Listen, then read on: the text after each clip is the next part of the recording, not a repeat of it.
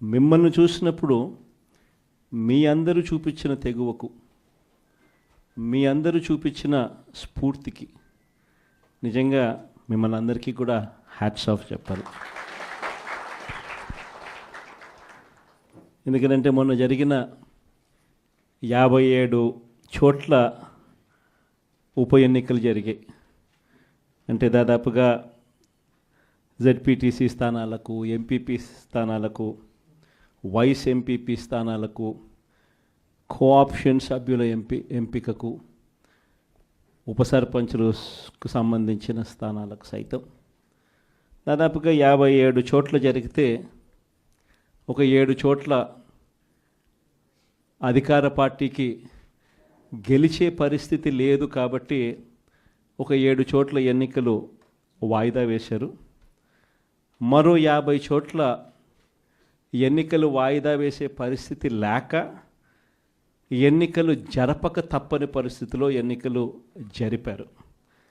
జరిపిన ఈ చోట్ల కూడా దాదాపుగా 50 స్థానాలకు గాను 39 స్థానాలు వైఎస్ఆర్ కాంగ్రెస్ పార్టీ కార్యకర్తలు గొప్పగా తెగింపు చూపించి గెలుచుకోగలిగాం. నిజంగా ఆశ్చర్యం కలిగించే విషయాలు ఏమిటి అంటే అసలు తెలుగుదేశం పార్టీకి ఇక్కడెక్కడా కూడా కనీసం గెలవడానికి తగ్గ నెంబర్స్ కూడా లేవు. గెలవడానికి కావలసినన్ని సంఖ్యాబలం లేనప్పుడు తెలుగుదేశం పార్టీ ఎందుకు ఈ మాదిరిగా ఎన్నికలు భయాందోళన మధ్య మభ్యపెట్టి, భయపెట్టి, ప్రలోభాలు పెట్టి, దౌర్జన్యాలు చేస్తూ ఎందుకు ఈ ఎన్నికలు నిర్వహిస్తూ ఉన్నారు అనేది వాళ్ళకే తెలియడంలో. చంద్రబాబు నాయుడు అనే వ్యక్తికి నిజంగా బుద్ధి జ్ఞానం రెండూ లేవు. ఇన్ని సంవత్సరాలు ముఖ్యమంత్రిగా పరిపాలన చేశాడని చెప్పుకుంటాడు కానీ నిజంగా ప్రజాస్వామ్యంలో ఉన్నప్పుడు, మనకు బలం లేనప్పుడు హూందాగా అది వదిలేయాలి. అది ప్రజాస్వామ్యంలో ఎవరైనా కూడా చేయాల్సిన పని. అలా చేయకుండా నేను ముఖ్యమంత్రిని, నా పార్టీ అధికారంలో ఉంది, అధికారంలో ఉండేది నేను కాబట్టి నాకు బలం ఉన్నా బలం లేకపోయినా తేడా పడదు, ప్రతి పదవి నాకే కావాలి, ఎవరినైనా కూడా నేను భయపెడతాను, ఎవరినైనా కూడా నేను కొడతాను, ఎవరినైనా కూడా నేను చంపుతాను, ఎవరినైనా కూడా నేను ప్రలోభ పెడతాను అని చెప్పి నిజంగా అహంకారంతో వ్యవహరిస్తూ ఉన్న తీరును ఈరోజు రాష్ట్రంలో మనం చూస్తూ ఉన్నాం. ఇది ధర్మమేనా, న్యాయమేనా అన్నది నిజంగా ప్రతి ఒక్కరూ కూడా రాష్ట్రంలో ఆలోచన చేయాలి.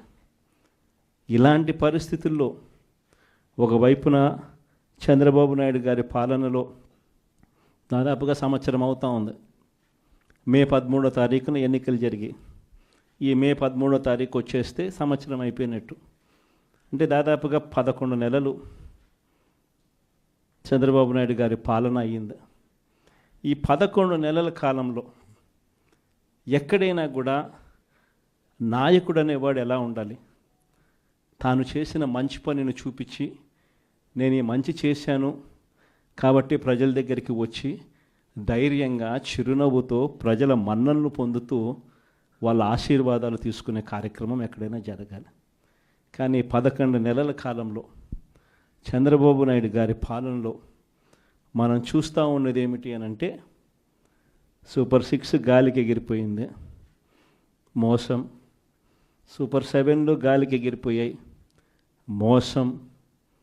143 హామీలు ఎన్నికలప్పుడు ఒక మేనిఫెస్టో అని చెప్పి ఈ కూటమి ప్రభుత్వం దాన్ని చూపించి ప్రజలకంతా కూడా మభ్యపెట్టి ప్రతి ఇంటికి ప్యాంఫ్లెట్లు పంచి ప్రతి ఇంటికి వచ్చి వాళ్ళ కార్యకర్తలు ఇదిగో మా మేనిఫెస్టో, ఇదిగో మా చంద్రబాబు నాయుడు బాండ్ పెట్టినాడు, బాండ్ పంపించినాడు మీకు అని ఈ రకంగా ప్రతి ఒక్కరిని కూడా ప్రలోభ పెట్టి 143 హామీలనిచ్చి ఎన్నికలు గెలిచారు. గెలిచిన తర్వాత 11 నెలల కాలంలో ఈ పెద్ద మనిషి చంద్రబాబు నాయుడు గారు ఎన్నికలప్పుడు ఆయన చెప్పిన ఈ సూపర్ 6లు ఏమైనాయి, ఈ సూపర్ 7లు ఏమైనాయి అని ఎవరైనా అడగడానికి కూడా ధైర్యం చేస్తే ఆ స్వరం కూడా వినపడకుండా చేయాలి అని తాపత్రయపడతా ఉన్నాడే తప్ప ఆ హామీలను నెరవేర్చాలి, ప్రజలకు ఇచ్చిన మాట నెరవేర్చాలి అన్నది మాత్రం ఎక్కడా కూడా చంద్రబాబు నాయుడు గారు అడుగుల్లో ఎక్కడా కూడా కనిపించడంలా. ప్రతి అడుగు ఒక మోసమే, ప్రతి అడుగులోనూ మోసము. ఆయన పాలనలో మనం చూసేదంతా అబద్ధాలే కనిపిస్తూ ఉన్నాయి. ఈరోజు ఈ పెద్ద మనిషి చంద్రబాబు నాయుడు గారి హయాంలో ఒకవైపున సూపర్ 6లు సూపర్ 7లు గాలికి ఎగిరిపోయాయి, మోసంగా తెలిపోయింది. చివరకు 6 నెలల కిందటి వరకు, ఆయన ప్రభుత్వం రాకముందు వరకు, 11 నెలల కిందట, 11 నెలల కిందటి వరకు, అంటే ఆయన ప్రభుత్వం రాని వరకు వైఎస్ఆర్సీపీ ప్రభుత్వ హయాంలో మీ జగన్ పాలనలో ప్రతి ఒక్కరికి కూడా ప్రతి నెల ఏదో ఒక బటన్ నొక్కేది, ఏదో ఒక రకంగా ప్రతి ఒక్కరికి ఇంట్లో మంచి జరిగే పరిస్థితి నుంచి, 4 ఏళ్ళు నోట్లేకపోయే పరిస్థితి నుంచి చంద్రబాబు నాయుడు వచ్చాడు. 4 ఏళ్ళు లోపలికి పోవడం కదా దేవుడు ఎరుగు, ఉన్న ప్లేటును తీసేశాడు. మరోవైపున సూపర్ 6లు సూపర్ 7లు ఒక మోసంగా ఇవాళ ప్రజలకు అందరికీ కూడా కనపడతా ఉన్నాయి. ఇలాంటి పరిస్థితుల్లో ప్రజల్లోకి పోలేడు, కార్యకర్తలను పంపించలేడు, పంపించి ప్రజలకు ఫలాన్ని మంచి చేశాము అని చెప్పే పరిస్థితి లేదు. స్కూళ్ళు నాశనం అయిపోయాయి, ఇంగ్లీష్ మీడియం గాలికి ఎగిరిపోయింది, నాడు నేడు పనులు ఆగిపోయాయి. 3వ తరగతి నుంచి టోఫుల్ అనే ఒక పీరియడ్ పెట్టి మన పిల్లల్ని గొప్పగా చదివించాలి అని చెప్పి ఆరాటపడే ఆలోచనలన్నీ గాలికి ఎగిరిపోయాయి. టోఫుల్ క్లాసులు తీసేశారు. సబ్జెక్ట్ టీచర్ కాన్సెప్ట్ను 3వ తరగతి నుంచి పెట్టిన పరిస్థితులను గాలికి ఎగిరిపోయాయి. 8వ తరగతి పిల్లలకు ప్రతి సంవత్సరం ట్యాబులు వచ్చేటివి, గాలికి ఎగిరిపోయాయి. మరోవైపు వైద్యం చూస్తామనంటే ఆరోగ్యశ్రీ బిల్లుల పరిస్థితి చూస్తే నెట్వర్క్ హాస్పిటల్స్కు ఈ 11 నెలల కాలంలో మామూలుగా ఆరోగ్యశ్రీకి నెలకు 300 కోట్లు ఖర్చు అవుతుంది. 11 నెలలకు ఈ పెద్ద మనిషి ఈ నెట్వర్క్ హాస్పిటల్స్కి పెట్టిన బకాయిలు ఎంతో తెలుసా? 3,500 కోట్లు. 3,500 కోట్లు నెట్వర్క్ హాస్పిటల్స్కు బకాయిలు పెట్టినాడు. అంటే ఆ 300 కోట్లు నెల నెల ఇవ్వాల్సింది 11 నెలల్లో ₹1 ఇలా. చివరికి నెట్వర్క్ హాస్పిటల్ ఆరోగ్యశ్రీ పేషెంట్లకు వైద్యం చేయడానికి సుముఖంగా లేని పరిస్థితి ఈరోజు రాష్ట్రంలో కనిపిస్తూ ఉంది. 104, 108 అంబులెన్సుల గురించి నేను చెప్పాల్సిన పనుల, గవర్నమెంట్ హాస్పిటల్ గురించి అంతకన్నా చెప్పాల్సిన పనుల, ఇక వ్యవసాయం గురించి మీ అందరికీ తెలిసింది. ఒక్క పంటకు గిట్టుబాటు ధర లేదు. రైతు అనేవాడు దళారీలకు ఈరోజు పూర్తిగా అమ్ముడుపోయిన పరిస్థితిలో ఈరోజు రైతన్న వ్యవసాయం చేయాల్సిన పరిస్థితి. పెట్టుబడి సహాయం కింద అప్పుడేమన్నాడు, జగన్ 13,500 ఇస్తామన్నాడు. అది కూడా పిఎం కిసాన్తో కలిపి మేము వచ్చినామనంటే పిఎం కిసాన్ కాక 20,000 ఇస్తామని చెప్పి నమ్మబలికినాడు. ఈయన వచ్చాడు, కనీసం ఆ జగన్ అన్న ఉన్నప్పుడు ఆ 13,500 అన్న వచ్చేది. ఇప్పుడు అది బాయ, ఆ ఇస్తానన్న ఈ 20,000 ఇది బాయ.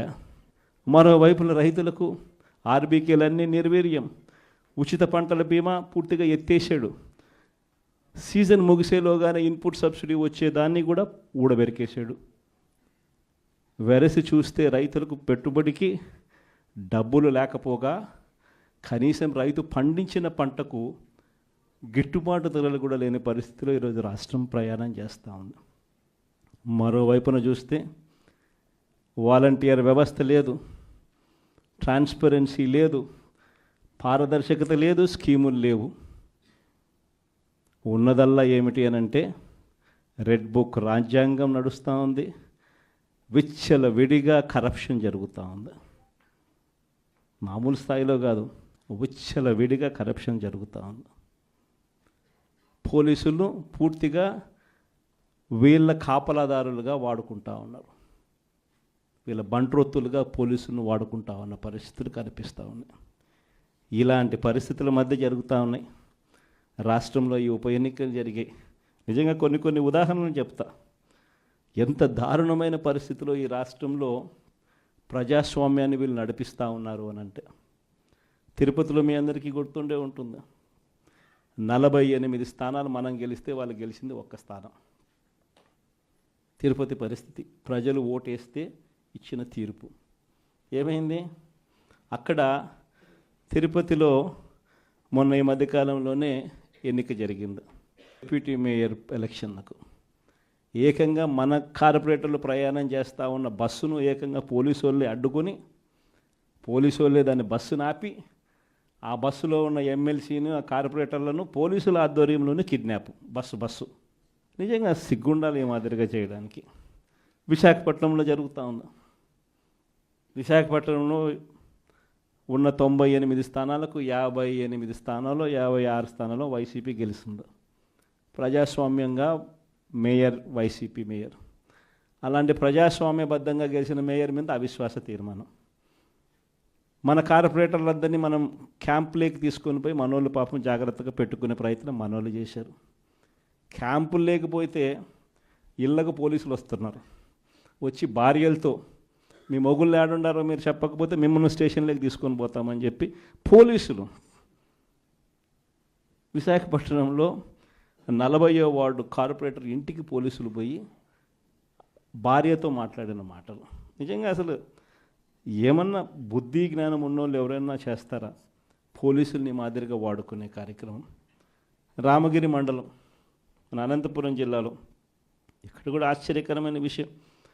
ఉన్నటి ఎన్ని ఎంపీటీసీలు అంటే 9 మనం గెలిస్తే వాళ్ళు 1 గెలిచినారు. అనంతపురం జిల్లాలో రామగిరి అనే మండలంలో ఈ కాన్స్టిట్యున్సీలో 10 ఉంటే వాళ్ళు 1, 9 మనకు. ఎవరు గెలిచాలి? యాక్చువల్గా మన వాళ్ళు గెలవాలి కదా, సంఖ్యాపరంగా చూసినా ఏం పరంగా చూసినా. కానీ పరిస్థితి ఏమిటి చూస్తే అక్కడ ఎస్ఐ మన ఎంపీటీసీలందరినీ కూడా ప్రయాణం చేస్తూ ఉన్నా ఏకంగా పోలీస్ ప్రొటెక్షన్ ఇచ్చి నేను తీసుకపోతాను మీ ఎంపీటీసీలందరినీ అని చెప్పి ఆయనే పోలీస్ ప్రొటెక్షన్ ఇచ్చినట్టుగా బిల్డప్ ఇచ్చి కనీసం ఆయన తీసుకుపోతున్నాడు అంటే దారి మళ్ళిస్తాడు. దారి మళ్ళించి ఆయన కిడ్నాప్ స్వయంగా చేస్తాడు. చేసి అక్కడ వీడియో కాల్ పెడతాడు. తెలుగుదేశం పార్టీ ఎమ్మెల్యేతో video call. Telugu Desam party MLA ఆయన కొడుకు. వీడియో కాల్లో మన ఎంపీటీసీని ప్రలోభపెట్టే కార్యక్రమం ఎస్ఐ, ఒక బ్రోకర్గా ఎస్ఐ బిహేవ్ చేస్తాడు వీడియో కాల్ పెట్టి. అప్పటికి మన ఎంపీటీసీలు వినకపోయేసరికి ఏం చేశాడు? ఈయనే కిడ్నాప్ చేసుకొని పోయి ఏకంగా మండల కేంద్రాలయంలో వీళ్ళందరినీ నిర్బంధించి బైండ్ ఓవర్ చేస్తారు. అక్కడికి మన ఎమ్మెల్యే, మన మాజీ మంత్రి, అక్కడ మన మహిళ మాజీ మంత్రి ఇద్దరు వెళ్ళి అక్కడ ధర్నా చేయాల్సిన పరిస్థితిలోకి వాళ్ళు పోయి మన ఎంపీటీసీలను మనం తీసుకొని మనం పోతే మన వాళ్ళ మీదనే కేసులు. చివరికి అంతటితో కూడా ఆగిపోలే. ఆ మండలంలో భయం రావాలట. ఆ మండలంలో భయం రావాలని రామగిరి మండలంలో ఏం చేశారు? ఒక ఇంపార్టెంట్ బీసీ లీడర్ను, లింగమయ్య అనే ఇంపార్టెంట్ బీసీ లీడర్ను చంపేసినారు. పోలీసులు ఏం చేస్తూ ఉన్నారు? పోలీసుల సమక్షంలో ఏకంగా చంద్రబాబు నాయుడు గారు ప్రతి కాన్స్టిట్యున్సీలో చేయిస్తూ ఉండేది ఏమిటి? ఇదే నిజంగా ప్రజాస్వామ్యం? ఈ మాదిరిగా నిజంగా ప్రభుత్వం అన్నది పరిపాలన చేయాల్సింది ఈ మాదిరిగా చేయాలనా? ఇంకొక ఎగ్జాంపుల్, రామకుప్పం అంటే స్వయాన చంద్రబాబు నాయుడు గారు సొంత కాన్స్టిట్యున్సీ. చంద్రబాబు నాయుడు గారు స్వయాన సొంత కాన్స్టిట్యున్సీలో రామకుప్పంలో 16 ఎంపీటీసీలకు 16కు 16 మనమే గెలిచినాం. పోటీ పెట్టలా కనీసం ఈ మనిషి. పోటీ పెట్టినా వాళ్ళ ఒడుగు డిపాజిట్లు కూడా రాలా. 16కు 16 మనం గెలిస్తే అక్కడ ఎంపీటీసీ ఎన్నికల్లో మనకి ఎవరికి రావాలి మరి ఆ పోస్టు? మనకే రావాలి కదా. అక్కడలా 6 మందిని ప్రలోభ పెట్టాడు, పట్టి 6 మందిని తీసుకున్నాడు. సరే 6 మందిని ప్రలోభ పెట్టి తీసుకుపోయినా కానీ మిగిలిన 9 మంది మనం ఒకరేదో చనిపోవడమో అనర్హత జరిగింది. మిగిలిన 9 మంది మన దగ్గరే ఉండరు. అట్లా వేసుకున్నా మనమే గెలవాలి కదా. ఏం చేస్తున్నాడు? వాళ్ళు ప్రయాణం చేస్తూ ఉన్న బస్సులు దారిలో పోలీసులే అడ్డుకుంటారు. వాళ్ళని కౌంటింగ్ దగ్గరికి పంపించకుండా చంద్రబాబు నాయుడు ఏం చేస్తూ ఉన్నాడు? కోరం లేకపోయినా కూడా వాళ్ళ మనిషి గెలిచినట్టు డిక్లేర్. 6 మందే. ఈ పక్క మన దగ్గర 9 మంది ఉన్నారు. వాళ్ళు మన వాళ్ళే. ఈయన ప్రలోభ పెట్టి తీసుకున్నాడు. కనీసం అక్కడైనా గెలవాలంటే కోరమన్నా ఉండాలి. అది లేదు. స్వయాన చంద్రబాబు నాయుడు గారు సొంత కాన్స్టిట్యున్సీ. పోలీసుల్ని ఈ మాదిరిగా వాడుకొని వ్యవస్థను కోరం లేకపోయినా కూడా డిక్లేర్ చేయించుకొని, అది కూడా ఏంది, ఒక చిన్న ఎంపీపీ పోస్టు.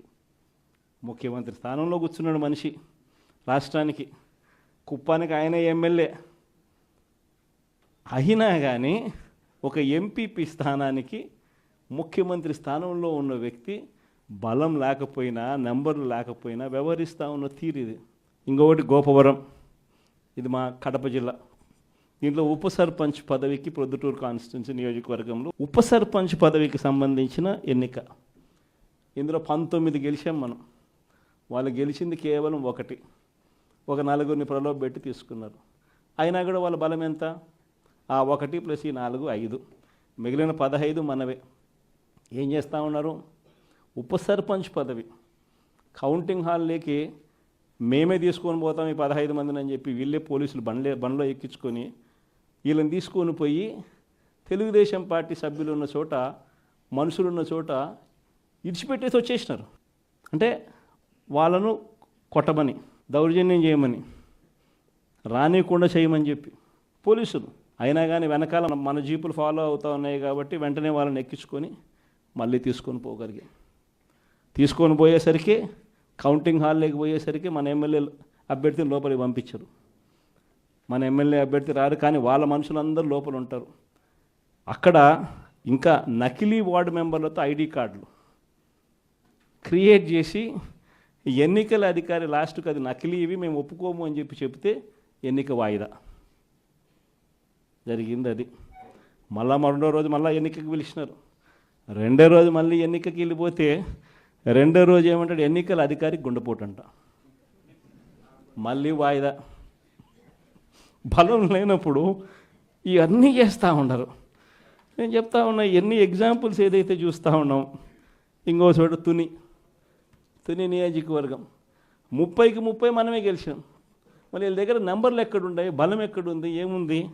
అయినా కానీ వైస్ చైర్మన్ పోస్టు వాళ్ళకే కావాలని చెప్పి ఏకంగా అడ్డంకులు క్రియేట్ చేయడం, వాయిదాల మీద వాయిదాలు వేయించడం, చివరికి ఏ స్థాయిలో భయపెట్టే కార్యక్రమం చేసినారంటే, మున్సిపల్ చైర్మన్ అనే అభ్యర్థి ఆడాయమ, మున్సిపల్ చైర్మన్, నాకు ఈ పదవి వద్దు, నీ ప్రభుత్వంలో నాకు ఈ పోస్టు వద్దు అని చెప్పి రిజైన్ చేసి తీసుకోపో చంద్రబాబు అని చెప్పి చెప్పింది. అంటే ఆ స్థాయిలోకి ముఖ్యమంత్రులుగా ఉన్న వ్యక్తులు. ఒక తుని అనేది ఒక చిన్న ప్రాంతం, ఒక మున్సిపాలిటీ. అందులో ఎవడు మున్సిపల్ చైర్మన్ అయితే ముఖ్యమంత్రికి ఏం సంబంధం? ఏమవుతుంది? నువ్వే ముఖ్యమంత్రి స్థానంలో ఉండవు, తునికి ఎమ్మెల్యే కూడా మళ్ళా మీ వాడే, ఏం తేడా పడుతుంది? అయినా కూడా ఇది పరిస్థితి. ఇంకొకటి అత్తిలి 20కి మనం గెలిచింది 16, వాళ్ళు గెలిచింది, కూటమి ప్రభుత్వం గెలిచింది 4. ఆ 16లో ఒకడు సమ్ రీజన్ తను డిస్క్వాలిఫై అయినాడు. అంటే 15 మనకు, 4 వాళ్ళకు.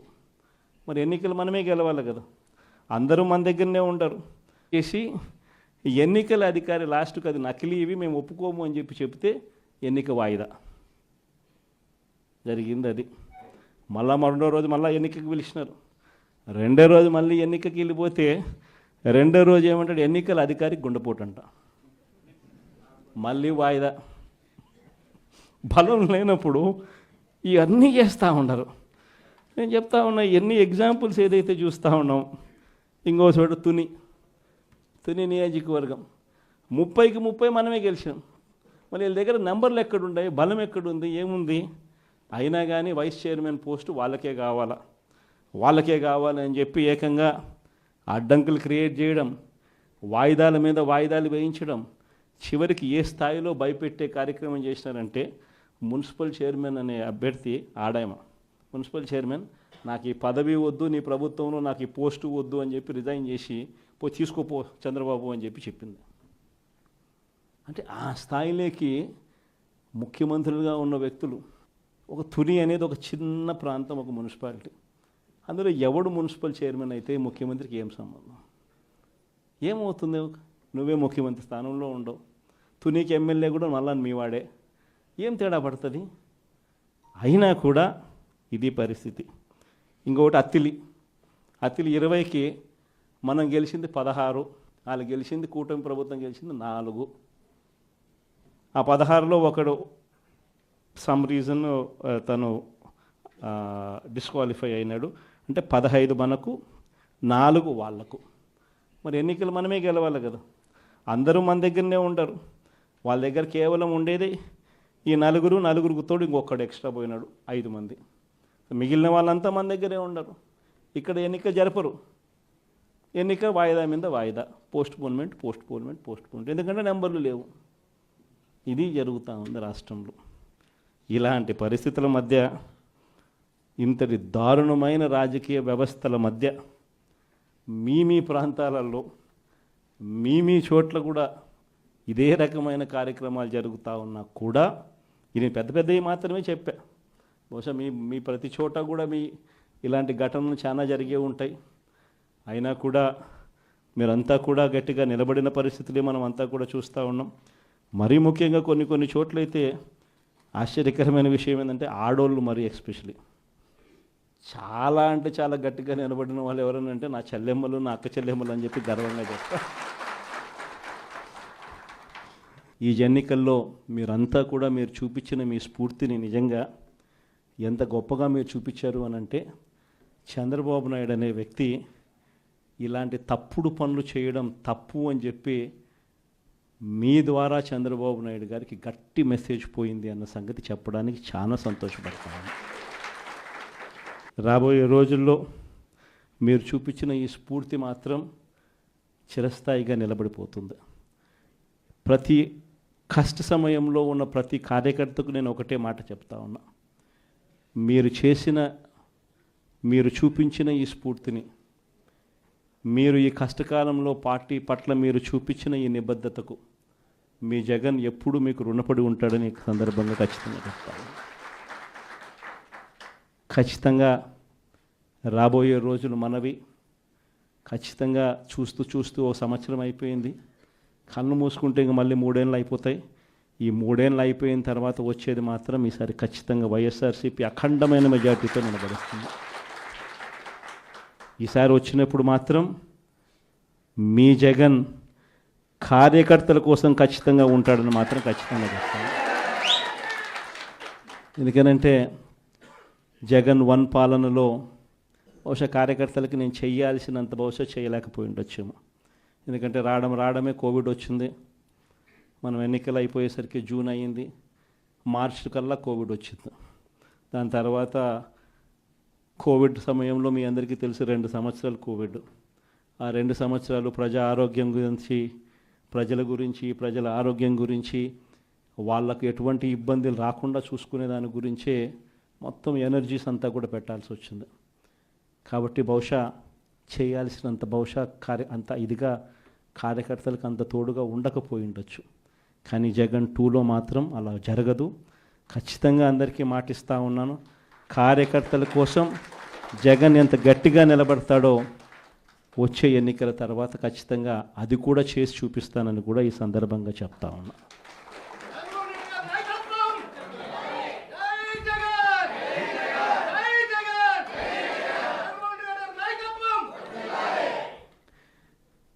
చంద్రబాబు నాయుడు గారి మాదిరి ఆయన మోసాలు నిజంగా ఈ మధ్యకాలంలో క్లైమాక్స్ అనేది మీ అందరికీ బహుశా తెలిసే ఉంటుంది. మొన్న ఈ మధ్యకాలంలోనే క్లైమాక్స్కి చేరినాయి. మామూలుగా చంద్రబాబు నాయుడు అనే వ్యక్తి అబద్ధాలు చెప్తాడు, మోసం చేస్తాడు అన్నది మనందరికీ కూడా బాగా తెలిసిన విషయాలే. అయినా కూడా ఎందుకో మొన్న సందర్భంలో చంద్రబాబు నాయుడు గారిని పొరపాటున నమ్మి ఆశకులోనే పొరపాటున కొన్ని తప్పుడు అడుగులు పడ్డాయి. తప్పుడు అడుగులు పడి తెలుసుకున్న తర్వాత కనీసం చంద్రబాబు నాయుడు గారు ఇప్పుడన్నా మారింటాడేమో అని చెప్పి చాలామంది ఎదురు చూశారు.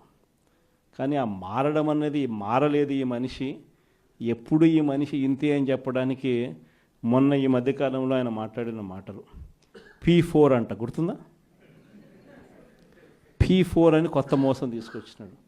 ఆశ్చర్యకరం ఏంటంటే P4 విధానం అంటే ఏంటంటే సమాజంలో ఉన్న 20% పేదవాళ్ళ బాగోగులన్నింటినీ 10% సంపన్నులకు అప్పగిస్తాడట. అసలు ఈ మనిషి ఏం మాట్లాడుతున్నాడో నాకే అర్థం కాల రోజు చెప్పిన తర్వాత. అసలు రాష్ట్రంలో ఎన్ని వైట్ కార్డ్స్ ఉన్నాయో చంద్రబాబుకు తెలుసా అని అడుగుతా ఉన్నా. వైట్ కార్డ్ అంటే ఏంది? తెల్ల బియ్యం కార్డ్ అంటే ఏంది? బిలో పావర్టీ లైన్ అని, అంటే దారిద్ర్య రేఖకు దిగువన ఉన్న వాళ్ళు అనేది కదా దాని అర్థము. రాష్ట్రంలో 1,61,00,000 ఇల్లులుంటే అందులో 1,48,00,000 ఇల్లులు వైట్ కార్డ్ హోల్డర్స్. అంటే ఎంత పర్సంటేజ్? 1,61,00,000కు 1,48,00,000 అంటే దాదాపుగా 90%. దాదాపు 90% రాష్ట్రంలో ఉన్న ఇల్లులు ప్రజలు దారిద్ర్య రేఖకు దిగువన ఉన్నవాళ్ళు. మరి 90% మంది దిగువన ఉంటే ఈ పెద్ద మనిషి ఇంకోటి అడుగుతా పోనీ, అసలు రాష్ట్రంలో ఎంతమంది ఇన్కమ్ ట్యాక్స్లు కడతా ఉండరు? అదన్నా ఈ పెద్ద మనిషి చంద్రబాబు నాయుడు తెలుసా అని అడుగుతా ఉన్నా. ఎందుకంటే ఇన్కమ్ ట్యాక్స్లు కట్టేది కేవలం 8,60,000 మంది మాత్రమే ఇన్కమ్ ట్యాక్స్లు కడుతున్నారు. మొత్తం మీద ఒక 25 లక్షల మంది ఇన్కమ్ ట్యాక్స్లు ఫైల్ చేస్తూ ఉన్నారు. అందులో నిల్ రిటర్న్స్ అని చెప్పి రాసే వాళ్ళని పోను ఇన్కమ్ ట్యాక్స్లు కట్టే వాళ్ళు ఎంత అంటే కేవలం 8,60,000 మంది మాత్రమే ఇన్కమ్ ట్యాక్స్లు రాష్ట్రంలో కడతా ఉన్నారు. మళ్ళీ 8,60,000 మందికి 1,48,00,000 మందికి అప్పచెప్పాలి కదా. నిజంగా అదే ఆయన చెప్పే P4 అంటే కూడా అక్కడ కూడా మళ్ళీ మోసమే, కేవలం 20% అంటాడు. ఆడ మోసమే. అసలు వాస్తవం చెప్పాలంటే కనీసం 1000 మంది ముందుకు రారు. కనీసం రాష్ట్రంలో 1000 మంది ముందుకు రారు. ఇది జరగదని చెప్పి అందరికీ తెలుసు, అవాస్తవాలని అందరికీ తెలుసు, ఈయన డ్రామాలు ఆడుతున్నాడని అందరికీ తెలుసు. ప్రజలందరూ నవ్వుకుంటున్నారు. ఈయన మాట్లాడేటప్పుడు ఏకంగా మీటింగ్లో నుంచి మనుషులు కూడా వెళ్ళిపోతూ ఉన్నారు. ఇంత అబద్ధాలు చెప్పాకయ్యా, ఇంత మోసం చేయకయ్యా అని చెప్పి చెప్తా ఉన్నా కూడా ఈ మనిషికి నేను చెప్పేది అబద్ధమే, నేను చెప్పేది ప్రజలు నమ్మాల్సిందే అని అబద్ధాల మీద అబద్ధాలు చెప్పుకుంటూ పోతూ ఉన్నాడు.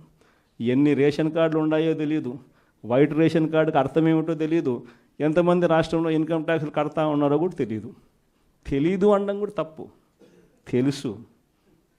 తెలుసు కానీ మోసం. ఇప్పుడు కూడా సూపర్ 6 ఎందుకు అమలు చేయడం లేదయ్యా, సూపర్ 7 ఎందుకు అమలు చేయడం లేదంటే ఏమంటాడు? రాష్ట్రంలో అప్పులు 10 లక్షలు అంటాడు. ఎన్నిసార్లు చెప్పాలయ్యా నీకు రాష్ట్రంలో అప్పులు ఎంత ఉన్నాయి అని చెప్పి? 6.5 లక్షల కోట్లు రాష్ట్రంలో అప్పులు ఉన్నాయని చెప్పి నువ్వే అసెంబ్లీలో ప్రవేశపెట్టిన నీ బడ్జెట్ డాక్యుమెంట్లో నువ్వే చెప్పించావు. ఆయన ప్రవేశపెట్టిన బడ్జెట్ డాక్యుమెంట్లో రాష్ట్రానికి సంబంధించిన అప్పులు ఎంత అంటే ఆయనే 6.5 లక్షలు అని చెప్పి ఆయనే చూపించారు. 6.5 లక్షల కోట్లలో కూడా 3,13,000 కోట్లు ఆయన ప్రభుత్వం దిగిపోయే నాటికే ఉన్న అప్పులను కూడా అని అందరికీ కూడా తెలుసు. ఆయన ప్రవేశపెట్టిన బడ్జెట్ డాక్యుమెంట్లోనే ఉంటాయి. కానీ ఏమంటాడు? రాష్ట్రం భయంకరంగా చూపించాలా, 10 లక్షల కోట్లు, ఇంకా 2 రోజులు పోతే 12 లక్షల కోట్లు అంటాడు, ఇంకా 4 రోజులు పోతే 14 లక్షల కోట్లు అంటాడు. ఎందుకు? సూపర్ 6 ఎగరగొట్టడానికి, సూపర్ 7 ఎగరగొట్టడానికి మళ్ళీ ఒక అబద్ధం, అంటే ఇంకో పెద్ద గీత గీయడం. దిక్కుమాలిన అబద్ధాలు, దిక్కుమాలిన మోసాలతో ఈ రాష్ట్రంలో ప్రభుత్వంలో పరిపాలన చేస్తా ఉన్న ఇలాంటి పాలన పోయి మళ్ళీ మాట చెప్తే మాట మీద నిలబడే పాలన, ప్రజలకు ఏదైనా కూడా సమస్య వస్తే ఆ ప్రజల సమస్యలను చూసి కనీసం తప్పించే గుండె ఉండే ఒక మంచి పాలన మళ్ళీ రావాలి అని చెప్పి ప్రజలందరూ కూడా మనస్ఫూర్తిగా కోరుకుంటా ఉన్న ఇలాంటి సమయాల్లో వైఎస్ఆర్ కాంగ్రెస్ పార్టీకి నా అన్నదమ్ములుగా, నా అక్క చెల్లెమ్మలుగా మీరంతా నాకు తోడుగా నిలబడతా ఉన్నందుకు మనస్ఫూర్తిగా మీ జగన్ మీ అందరికీ కూడా మరొకసారి హ్యాట్స్ ఆఫ్ చెప్తా ఉన్నాను. ఇవాళ మీ అందరినీ కూడా చూస్తూ ఉంటే నిజంగా చాలా గర్వంగా కూడా ఉంది. ఎందుకనంటే రాజకీయాలలో ఎప్పుడు కూడా విలువలు ఉండాలి, విశ్వసనీయత ఉండాలి అని చాలా గట్టిగా నమ్మిన వ్యక్తిని నేను అలాగే ఉంటాను, పార్టీ కూడా అలాగే ఉండాలని చెప్పి మొట్టమొదటి రోజు నుంచి కూడా ఆశించాను. కానీ ఈసారి మాత్రం మిమ్మల్ని చూసినప్పుడు మీ అందరూ చూపించిన తెగువకు, మీ అందరూ చూపించిన స్ఫూర్తికి నిజంగా మిమ్మల్ని అందరికీ కూడా హ్యాట్స్ ఆఫ్ చెప్పాలి. ఎందుకంటే మొన్న జరిగిన 57 చోట్ల ఉప ఎన్నికలు జరిగాయి. అంటే దాదాపుగా జెడ్పీటీసీ స్థానాలకు, ఎంపీపీ స్థానాలకు, వైస్ ఎంపీపీ స్థానాలకు, కోఆప్షన్ సభ్యుల ఎంపికకు, ఉప సర్పంచులకు సంబంధించిన స్థానాలకు సైతం దాదాపుగా 57 చోట్ల జరిగితే ఒక 7 చోట్ల అధికార పార్టీకి గెలిచే పరిస్థితి లేదు కాబట్టి ఒక 7 చోట్ల ఎన్నికలు వాయిదా వేశారు. మరో 50 చోట్ల ఎన్నికలు వాయిదా వేసే పరిస్థితి లేక ఎన్నికలు జరపక తప్పని పరిస్థితిలో ఎన్నికలు జరిపారు. జరిపిన ఈ చోట్ల కూడా దాదాపుగా 50 స్థానాలకు గాను 39 స్థానాలు వైఎస్ఆర్ కాంగ్రెస్ పార్టీ కార్యకర్తలు గొప్పగా తెగింపు చూపించి గెలుచుకోగలిగాం. నిజంగా ఆశ్చర్యం కలిగించే విషయాలు ఏమిటి అంటే అసలు తెలుగుదేశం పార్టీకి ఇక్కడెక్కడా కూడా కనీసం గెలవడానికి తగ్గ నెంబర్స్ కూడా లేవు. గెలవడానికి కావలసినన్ని సంఖ్యాబలం లేనప్పుడు తెలుగుదేశం పార్టీ ఎందుకు ఈ మాదిరిగా ఎన్నికలు భయాందోళన మధ్య మభ్యపెట్టి, భయపెట్టి, ప్రలోభాలు పెట్టి, దౌర్జన్యాలు చేస్తూ ఎందుకు ఈ ఎన్నికలు నిర్వహిస్తూ ఉన్నారు అనేది వాళ్ళకే తెలియడంలో. చంద్రబాబు నాయుడు అనే వ్యక్తికి నిజంగా బుద్ధి జ్ఞానం రెండూ లేవు. ఇన్ని సంవత్సరాలు ముఖ్యమంత్రిగా పరిపాలన చేశాడని చెప్పుకుంటాడు కానీ నిజంగా ప్రజాస్వామ్యంలో ఉన్నప్పుడు మనకు బలం లేనప్పుడు హూందాగా అది వదిలేయాలి. అది ప్రజాస్వామ్యంలో ఎవరైనా కూడా చేయాల్సిన పని. అలా చేయకుండా నేను ముఖ్యమంత్రిని, నా పార్టీ అధికారంలో ఉంది, అధికారంలో ఉండేది నేను కాబట్టి నాకు బలం ఉన్నా బలం లేకపోయినా తేడా పడదు, ప్రతి పదవి నాకే కావాలి, ఎవరినైనా కూడా నేను భయపెడతాను, ఎవరినైనా కూడా నేను కొడతాను, ఎవరినైనా కూడా నేను చంపుతాను, ఎవరినైనా కూడా నేను ప్రలోభ పెడతాను అని చెప్పి నిజంగా అహంకారంతో వ్యవహరిస్తూ ఉన్న తీరును ఈరోజు రాష్ట్రంలో మనం చూస్తూ ఉన్నాం. ఇది ధర్మమేనా, న్యాయమేనా అన్నది నిజంగా ప్రతి ఒక్కరూ కూడా రాష్ట్రంలో ఆలోచన చేయాలి. ఇలాంటి పరిస్థితుల్లో ఒకవైపున చంద్రబాబు నాయుడు గారి పాలనలో దాదాపుగా సంవత్సరం అవుతూ ఉంది. మే 13వ తారీఖున ఎన్నికలు జరిగాయి. ఈ మే 13వ తారీఖు వచ్చేస్తే సంవత్సరం అయిపోయినట్టు. అంటే దాదాపుగా 11 నెలలు చంద్రబాబు నాయుడు గారి పాలన అయ్యింది. ఈ 11 నెలల కాలంలో ఎక్కడైనా కూడా నాయకుడు అనేవాడు ఎలా ఉండాలి? తాను చేసిన మంచి పనిని చూపించి నేను ఈ మంచి చేశాను కాబట్టి ప్రజల దగ్గరికి వచ్చి ధైర్యంగా చిరునవ్వుతో ప్రజల మన్ననలు పొందుతూ వాళ్ళ ఆశీర్వాదాలు తీసుకునే కార్యక్రమం ఎక్కడైనా జరగాలి. కానీ 11 నెలల కాలంలో చంద్రబాబు నాయుడు గారి పాలనలో మనం చూస్తూ ఉన్నది ఏమిటి అని అంటే సూపర్ 6 గాలికి ఎగిరిపోయింది, మోసం. సూపర్ 7లు గాలికి ఎగిరిపోయాయి, మోసం. 143 హామీలు ఎన్నికలప్పుడు ఒక మేనిఫెస్టో అని చెప్పి ఈ కూటమి ప్రభుత్వం దాన్ని చూపించి ప్రజలకంతా కూడా మభ్యపెట్టి ప్రతి ఇంటికి ప్యాంఫ్లెట్లు పంచి ప్రతి ఇంటికి వచ్చి వాళ్ళ కార్యకర్తలు ఇదిగో మా మేనిఫెస్టో, ఇదిగో మా చంద్రబాబు నాయుడు బాండ్ పెట్టినాడు, బాండ్ పంపించినాడు మీకు అని ఈ రకంగా ప్రతి ఒక్కరిని కూడా ప్రలోభ పెట్టి 143 హామీలనిచ్చి ఎన్నికలు గెలిచారు. గెలిచిన తర్వాత 11 నెలల కాలంలో ఈ పెద్ద మనిషి చంద్రబాబు నాయుడు గారు ఎన్నికలప్పుడు ఆయన చెప్పిన ఈ సూపర్ 6లు ఏమైనాయి, ఈ సూపర్ 7లు ఏమైనాయి అని ఎవరైనా అడగడానికి కూడా ధైర్యం చేస్తే ఆ స్వరం కూడా వినపడకుండా చేయాలి అని తాపత్రయపడతా ఉన్నాడే తప్ప ఆ హామీలను నెరవేర్చాలి, ప్రజలకు ఇచ్చిన మాట నెరవేర్చాలి అన్నది మాత్రం ఎక్కడా కూడా చంద్రబాబు నాయుడు గారు అడుగుల్లో ఎక్కడా కూడా కనిపించడంలా. ప్రతి అడుగు ఒక మోసమే, ప్రతి అడుగులోనూ మోసము. ఆయన పాలనలో మనం చూసేదంతా అబద్ధాలే కనిపిస్తూ ఉన్నాయి. ఈరోజు ఈ పెద్ద మనిషి చంద్రబాబు నాయుడు గారి హయాంలో ఒకవైపున సూపర్ 6లు సూపర్ 7లు గాలికి ఎగిరిపోయాయి, మోసంగా తెలిపోయింది.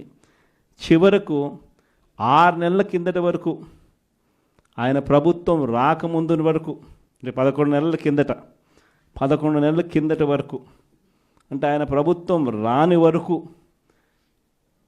వైఎస్ఆర్సీపీ ప్రభుత్వ హయాంలో, మీ జగన్ పాలనలో ప్రతి ఒక్కరికి కూడా ప్రతి నెల ఏదో ఒక బటన్ నొక్కేది, ఏదో ఒక రకంగా ప్రతి ఒక్కరికి ఇంట్లో మంచి జరిగే పరిస్థితి నుంచి, 4 ఏళ్ళు నోట్లేకపోయే పరిస్థితి నుంచి చంద్రబాబు నాయుడు వచ్చాడు. 4 ఏళ్ళు లోపలికి పోవడం కదా దేవుడు ఎరుగు, ఉన్న ప్లేటును తీసేశాడు. మరోవైపున సూపర్ 6లు సూపర్ 7లు ఒక మోసంగా ఇవాళ ప్రజలకు అందరికీ కూడా కనపడతా ఉన్నాయి. ఇలాంటి పరిస్థితుల్లో ప్రజల్లోకి పోలేడు, కార్యకర్తలను పంపించలేడు, పంపించి ప్రజలకు ఫలాన్ని మంచి చేశాము అని చెప్పే పరిస్థితి లేదు. స్కూళ్ళు నాశనం అయిపోయాయి, ఇంగ్లీష్ మీడియం గాలికి ఎగిరిపోయింది, నాడు నేడు పనులు ఆగిపోయాయి. 3వ తరగతి నుంచి టోఫుల్ అనే ఒక పీరియడ్ పెట్టి మన పిల్లల్ని గొప్పగా చదివించాలి అని చెప్పి ఆరాటపడే ఆలోచనలన్నీ గాలికి ఎగిరిపోయాయి. టోఫుల్ క్లాసులు తీసేశారు. సబ్జెక్ట్ టీచర్ కాన్సెప్ట్లు 3వ తరగతి నుంచి పెట్టిన పరిస్థితులను గాలికి ఎగిరిపోయాయి. 8వ తరగతి పిల్లలకు ప్రతి సంవత్సరం ట్యాబులు వచ్చేటివి, గాలికి ఎగిరిపోయాయి. మరోవైపు వైద్యం చూస్తామని అంటే ఆరోగ్యశ్రీ బిల్లుల పరిస్థితి చూస్తే నెట్వర్క్ హాస్పిటల్స్కు ఈ 11 నెలల కాలంలో మామూలుగా ఆరోగ్యశ్రీకి నెలకు 300 కోట్లు ఖర్చు అవుతుంది. 11 నెలలకు ఈ పెద్ద మనిషి ఈ నెట్వర్క్ హాస్పిటల్స్కి పెట్టిన బకాయిలు ఎంతో తెలుసా? 3,500 కోట్లు. 3,500 కోట్లు నెట్వర్క్ హాస్పిటల్స్కు బకాయిలు పెట్టినాడు. అంటే ఆ 300 కోట్లు నెల నెల ఇవ్వాల్సింది 11 నెలల్లో ₹1 ఇలా. చివరికి నెట్వర్క్ హాస్పిటల్ ఆరోగ్యశ్రీ పేషెంట్లకు వైద్యం చేయడానికి సుముఖంగా లేని పరిస్థితి ఈరోజు రాష్ట్రంలో కనిపిస్తూ ఉంది. 104, 108 అంబులెన్సుల గురించి నేను చెప్పాల్సిన పనుల, గవర్నమెంట్ హాస్పిటల్ గురించి అంతకన్నా చెప్పాల్సిన పనుల, ఇక వ్యవసాయం గురించి మీ అందరికీ తెలిసింది. ఒక్క పంటకు గిట్టుబాటు ధర లేదు. రైతు అనేవాడు దళారీలకు ఈరోజు పూర్తిగా అమ్ముడుపోయిన పరిస్థితిలో ఈరోజు రైతన్న వ్యవసాయం చేయాల్సిన పరిస్థితి. పెట్టుబడి సహాయం కింద అప్పుడేమన్నాడు, జగన్ 13,500 ఇస్తా ఉన్నాడు, అది కూడా పిఎం కిసాన్తో కలిపి మేము వచ్చినామనంటే పిఎం కిసాన్ కాక 20,000 ఇస్తామని చెప్పి నమ్మబలికినాడు. ఈయన వచ్చాడు, కనీసం ఆ జగన్ అన్న ఉన్నప్పుడు ఆ 13,500 అన్న వచ్చేది. ఇప్పుడు అది బాయ, ఆ ఇస్తానన్న ఈ 20,000 ఇది బాయ. మరోవైపున రైతులకు ఆర్బీకేలన్నీ నిర్వీర్యం, ఉచిత పంటల బీమా పూర్తిగా ఎత్తేసాడు. సీజన్ ముగిసేలోగానే ఇన్పుట్ సబ్సిడీ వచ్చేదాన్ని కూడా ఊడబెరికేశాడు. వెరసి చూస్తే రైతులకు పెట్టుబడికి డబ్బులు లేకపోగా కనీసం రైతు పండించిన పంటకు గిట్టుబాటు ధరలు కూడా లేని పరిస్థితిలో ఈరోజు రాష్ట్రం ప్రయాణం చేస్తూ ఉంది. మరోవైపున చూస్తే వాలంటీర్ వ్యవస్థ లేదు, ట్రాన్స్పరెన్సీ లేదు, పారదర్శకత లేదు, స్కీములు లేవు. ఉన్నదల్లా ఏమిటి అనంటే రెడ్ బుక్ రాజ్యాంగం నడుస్తూ ఉంది, విచ్చల విడిగా కరప్షన్ జరుగుతూ ఉంది. మామూలు స్థాయిలో కాదు, విచ్చల విడిగా కరప్షన్ జరుగుతూ ఉంది. పోలీసులు పూర్తిగా వీళ్ళ కాపలాదారులుగా వాడుకుంటూ ఉన్నారు.